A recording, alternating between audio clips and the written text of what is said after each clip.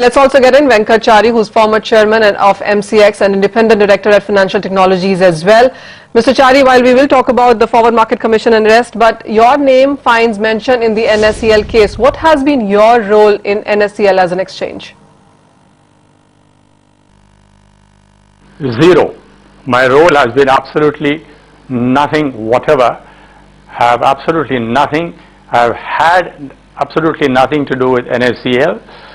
And I was really surprised when I saw the news item in one of the newspapers that the CBI is looking at my role in the NSCL episode. I was shocked.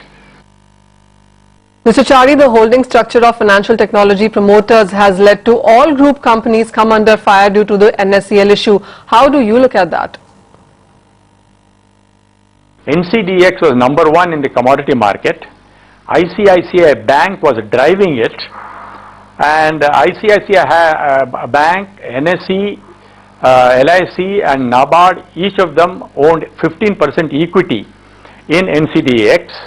Since ICICI Bank had sold away its shareholding to ICE and Goldman Sachs and had withdrawn completely from NCDX, NSE was going to drive it.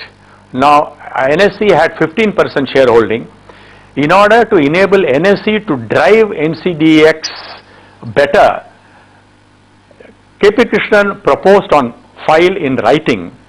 He made a preposterous suggestion that the Secretary Financial Services should lean on the chairman LIC.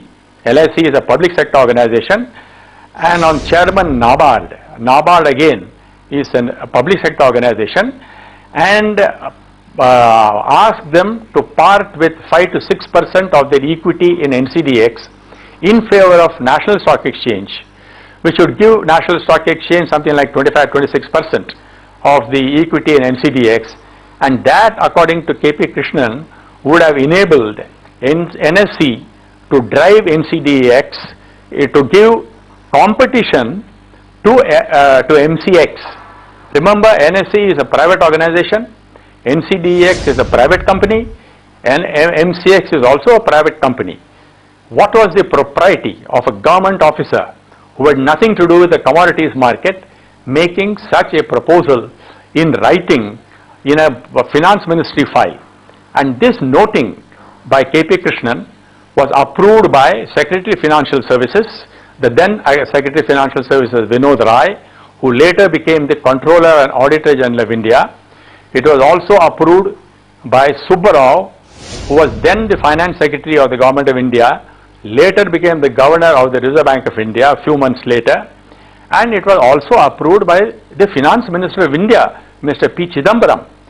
In my career in the IAS of 39 years, I have never come across such a kind of noting on government file. This kind of noting would have called for disciplinary action against the officer concerned.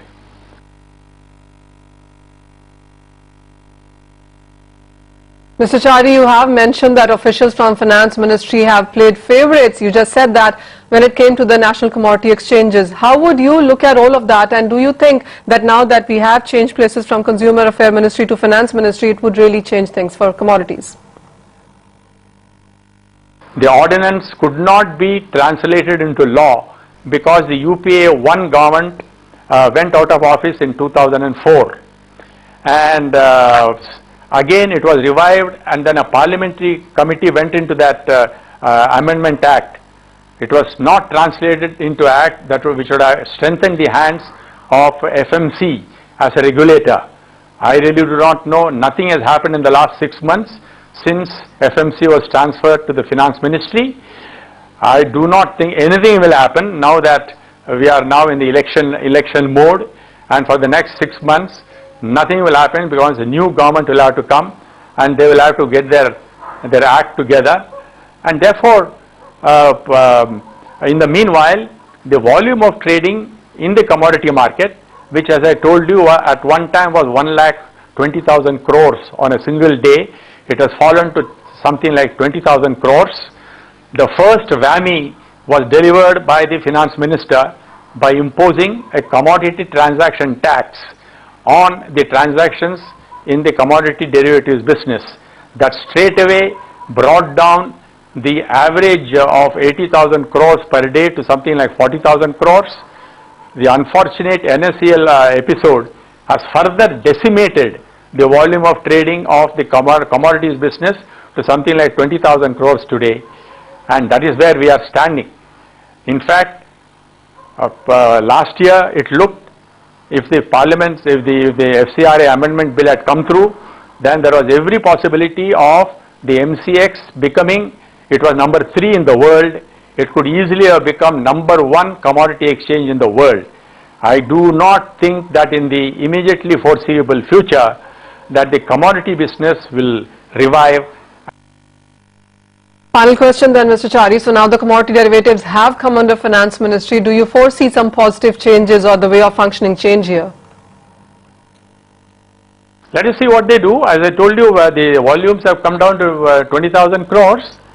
Let us see what they are able to do, what the Finance Ministry is able to do, how they are able to revive the confidence. It looks very, very bleak to me. I do not know whether they have domain knowledge of this area, the new board, the people in the board, whether they have the same domain knowledge that the board under me had a year ago. Let us see what they are able to do. I wish them luck. Having been 10 years as chairman of the MCX, I do feel very strongly for that organization. I can only wish them luck. All right, Mr. Chary, we'll let you go at that. Thank you so much for joining us and clearing your stance, of course, and also giving up or rather putting light on various things that have happened in last 1 decade in case of commodities.